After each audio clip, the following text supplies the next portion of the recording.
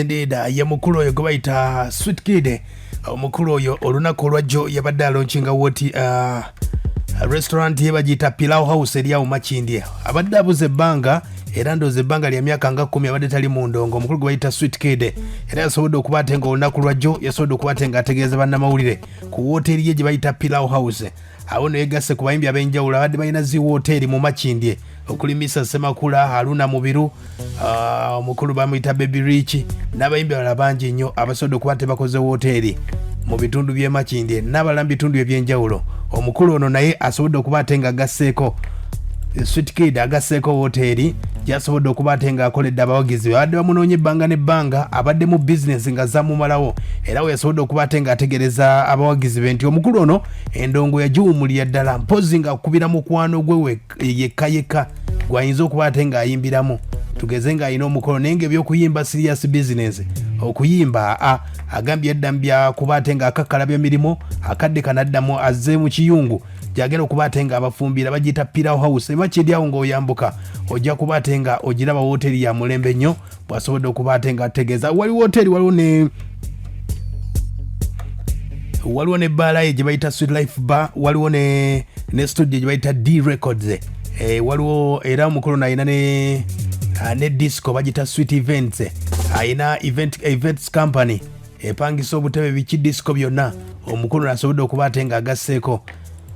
n'essomero amasomero agayina omukulu ono kati bingi nnyo byasobodde okuba ate nga ategeeza bannamawulire nga bategeeza endongo tagyevuma naye yagiwumudde mu mbeera nga bwesobodde okuba ate nga etambula yagiwumula dda myaka nga 10 egiise lwakuba abantu badde tebakimanyanga naye agamba ye endongo yagiwumudde yatutandise bw'ati nga atubuulira. Sweet Kid yenze Serada Musa Sweet Kid officially yenze Serada Musa nga ndi mwana nzaalwa ya mu Kampala wano ndi mutabani wa Sulaiman Mulimira ndi mutabani wa Nasaka Robina era bonna nga Katonda nnyambye bakyaliwo balamu erinnya Sweet Kid nalifuna nina emyaka nga 14 because nayimbanga mu talent competitions ezalinga sharing basically ne mu ssomero nga tuyimba nga bona agamba nti ng'oli so active mu music kati abantu abandaba emyaka kubanze na joininga industry nga ndi muto nyonyonyonyo abantu abalaba abasooka okundaba basically bebampa erinnya erya Sweet Kid entyo nenkula nalyo embeera nga kati wendi ye trademark ye mukulu wano omuwulidde ndowooza Sweet Kid omukulu oyo okuyingira endongo asobodde okuba ate nga endongo yajingira ku myaka mito nnyo era mu gwa 24 y'omu ku basobola okuba tebawangula award zapamu awards abayimbi abaali bazze ebiseera ebyo era agamba nti okuyimbako omukulu ono yeegombanga nnyo omukulu omukyala gwe bayita Maria Kale gye yatandikira mpolampola omukyala gwe bayita Maria Mundagire yamuyamba nnyo okuba ate nga mutereeza ku ddoboozi yaliko MC mu mabaala ag'enjawulo n'ennyimba nnyingi gy'asobodde okuba ate nga akola naye agamba nti okuyimba asobodde okuba ate nga akutadde awo akyatunyumiza ku mbeera music nga bwali akadde kano na biki byayinza okuba ate nga ayogera ku ndongo ye Uganda. Ekisooka sobola comparing generations okitegeera because buli generation erina ekyenjawulo kyeintroducing eri art okitegeera okuviira ddala ku mirembe nze gye saalabako okutuuka ku mirembe gye nnawulira nga ba Afrigo Band nga bafire Bongole Lutaya fe abaali abate ennyo we twatandikira okuwulira music waabwe paka leero ku mwana omupya eyakajja buli omu azze ateeka ettofaali ku music so sobola comparing nga sobola nakola nsobi eyo ku comparing music generations kuba buli generation egasa kyenkanyi ye mukulu oyo ye Sweet Kid nga atubuulira olugendo lwa music nga bwasobodde okuba ate nga alutambuza atubuulidde ku mbeera nga bwesobodde okuba ate nga etambula omukulu gwe bayita Sweet Kid agambye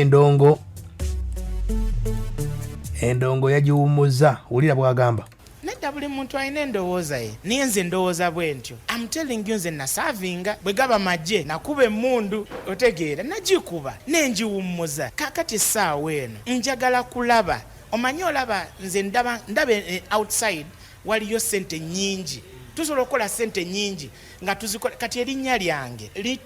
litunda bizinensi zange zonna erinnya lye nateekawo litunda bizinensi otegeera bwe tutandika nti kati bantu kulya bajjula wano ne balya emmere nga bazze kulya wa Sweet Kid ebbaala bwe banzigule eba bweti ekubako nga bagamba tugenda wa Sweet Kid otegeera era abantu bange mu bbaala mmanyi okukwata microphone ne ngamba mbayimbiddemu mu Sweet Life wano mbayimbiramu ne basanyuka otegeera yes kirungi naye saagala nnyo kibere nga kilemesa zawulidde abagala Sweet Kid akadde kano mujja musanga ku woteri ye gye bayita Pillawo House Makindye awo ojja okuba ate ng'omusanga byonna bitambule bulungi era tugamba nti okuyimba abanayimbirangamu abanaafunanga chance okubayimbiramu beebo bokka mikwano gye n'okuyimba bizinensi kiyinza okuba nga si kyangu olw'embeera nti emirimu mingi nnyo egimumalawo ate nga music ayingiza katini ebweru nno nyimbyeyo emirundi mingi nnyo otegeera essaawa eno sirina buzibu nakulaga kitone kyange otegeera naye kati essaawa eno njagala nnyo concentrating ku bingi ebirala byenninamu interest kati business zange okujjako nga mukwano gwe waliwo special occasions like my friends okitegeera my friends balina parties balina weddings awo I perform for them okitegeera that's courtesy naye wabeerayo ebimu nogamba ne bagamba jangu okole zino sente oyimbe tukyagenda mu maaso mu mbeera nga esodde okuba ate ng'etambula omukulu ono Sweet Kid atubulidde bingi nnyo ku mbeera ya music nga bwesobodde okuba ate ng'etambula nga bwakutegeeza nti emmundu agitadde wansi era awadde abaana balala chance endala basobole okuba ate nga bakitambuza era yebazza ku bayimbi abasobodde okuba ate nga batobye naddala bano abasobodde okuba ate nga bazze emijiji emipya olw'embeera nti akadde kano musically expensive naye abaana basobodde okuba ate nga bayiribye si kyangu si muzannyo kati omwana nze ng'ayina studio ntunulira abaana nga bazze mu studio nga nokankana akankanira mu maaso ga microphone eddoboozi ne likankana kati omuntu watuukira okubeera nga kati awo waali abeera wasi era I give a big up eri abayimbi bonna buli agezaako abaana aba generation eno nzikiriza nti music ali too expensive naye nze mba biginga up lwa nsonga mugezaako bambi mufuba mutoba buli omu kyekyo sirinayo specific artist nti ono mbere selective no mwenna mbaagala kye kale sebo iyo mukulu oyo yebazizza abayimbi Sweet Kid nga yebaza abayimbi bonna basobodde okuba ate nga batobye era agambye nti music asobodde okuba ate nga mutaddeko ettoffaali abayinza okugamba nti Chris Sweet Kid talina kyatadde ku ndongo eno agamba hits nnyingi nnyo ebitundu nga 25 ku 100 bivudde mu studio gye bayita D Records nti nze olaba mu D Records nyinza okuba nga ku hits za Uganda ez'emyaka egiwedde nga 15 tulinako ennyimba ndowooza nga ne bwe tubako na 25% ku hits ojja ziwulira ekirungi zisinga zirimu ne logos D Records that is the mentorship I've contributed okitegeera abayimbi bangi era abasinga bagamba muzeeyi okitegeera lwa nsonga nze omu ku bayimbi abasinga okwagaliza ennyo njagaliza nnyo lwa nsonga ne baganda bange banjagaliza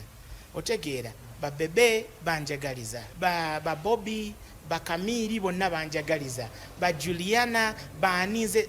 ama free spirit njagaliza kuba nange bakola ki banjagaliza aya basi kasito yongeddemu erinnya eryo omanya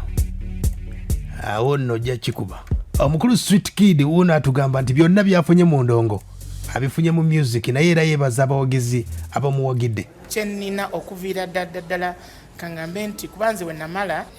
essomero kubanze nasomera ku omukad okitegeera bwe namala bwe nti nentandika music okitegeera nentandika music okuva ku buli kintu kyennagula enju emmotoka zonna zenvuze family yange kangambe nti ngifunidde mu music okitegeera abaana bonna mbazadde mu music okujjako omu gwe nazaala nga ndi 18 naye abaana bange bonna mbazaalidde mu music otegeera exposure gyenfunye emikwano buli kimu ekyange kyennina business otegeera sigendangako mu bank neneewola nti neewoze miliyoni oba yadde 2 okukola ekintu nedda tekibangawo buli kyennina nkikoze nga nsinzira mu music. Talent Katonda gye yampa gye nkozesezza, silumyangako muntu, sibbangako muntu, sirina kye nali nkoze. Haya basi. Agambye sente zonna z'abawagizi talina musayi wadde n'akamu. Era wano bamubuuzizza ku baana b'obuwala embeera nga wesobodde okuba ate ng'ekyuka. Ennyambala y'abaana b'obuwala agambye nti eyo trend ya music. Winnie Nwagi byayambala eyo trend y'abayimbi nga bw'erina okutambula. Si kipya wadde n'akamu. Music abera driven by each trending all over the world. Okitegeera Beyonce oba Rihanna bw'aba yepresentinga eri abantu asettinga trend n'agamba ati luno olugoye lwe ngenda okwambala, kino kye ngenda okubeera, kino kye kijja okutunda ati wange. Trust me, bamulaba okuva e Nigeria namulaba mu nsi yonna, Uganda inclusive. Okiwulira? Kati tosobola kunenya muyimbi Vinka, kunenya Winnie Nwagi olw'okwepresentinga bwe batyo, because they pick ekyo ekiba kitambula. Mama Nandujja ayimba music owa genre atambulira mu ekyo kyayambala, nti ajja kwambala Gomez ateekeko ekikooyi. Vinka music we a trendinga nga ayambadde ripped jeans, otegeera, ayambadde damages, ayambadde ne ekyo gwe kyoyita nti yayambadde skimpy. Haya basi, ye mukulu oyo ng'atuwulira ku ndongo nga bwetambudde nga bw'asobodde okuba ate nga ye agirabye. Wano nno waatukidde ku bayimbi agamba nti wadde naye asobodde okuba ate ng'akoze by'akoze. Abayimbi bangi nnyo basobodde okuba ate nga bakoze naye tebafunye. Agambye ekyo temukibateekako nti oba basalira musango. Music wa bbeeyi nnyo. Music wa bbeeyi nnyo. Mwabagejinga ne mugamba nti mubalabala abayimbi embeera nga bwetambula. Agambye nti music ali expensive. Olira bwagamba. Music ali too expensive. Very, very expensive. Nze kye nnyinza obbagamba. Era saagalira ddala kintu kino ekyokubeera nti muridiculinga abayimbi. Mubayisaamu amaaso nti ono akoledde emyaka bwe giti naye talina kyalagawo. Music ali too expensive, and at the moment ali even triple expensive. Okitegeera? So nze nga omuntu amanyi sisobola yadde okridiculinga omuntu, naye kyensobola okugamba nti oba bagezeeko okubalansinga. Kuba kati nze kankugamba ebintu nze bye naakakola mu music, okugeza nakwata sente za music nengula studio. Okitegeera? Nenkwata sente za music netujoininga n'omuntu netukola essomero. Okitegeera? Nenkwata sente za music nenkola events company. Nenkwata sente za music zennyini nenzimbako ebbaala, and kati nze maze emyaka nga 10 nga siyimba. Tegeera, myaka nga 10 nga siyimba. Okuba inagamba nno kati nkoze eki nkooye okuyimba emyaka 10 gye maze nga siyimba. Ye mukulu oyo, ye mukulu gwe bayita Sweet Kid ng'atubuulira yabadde alonkinga woteri gye bayita Pillawo House Makindye awo weri akadde kano wegenda okuba ate ng'etambuliza ensonga zonna. Abaagala okulya ekyemisana, emmere, breakfast, byonna eby'omulembe, abayimbi mwewagire. Agambye olwa covid nga bw'etambudde abadde ayinawo ebbaala. Akadde kano agambye nti ng'ebivvulu bigenda kuggulwawo. Agambye abayimbi kabateeko gye bayita Pillawo House Makindye awo ng'oyambuka eMakindye w'ogisanga. Bayimbi bangi abakoze hoteri ez'enjawulo. Baby Rich ayinawo wali, omukulu Aluna Mubiru ayinawo HM, Papa's Sport weri, n'abayimbi abalala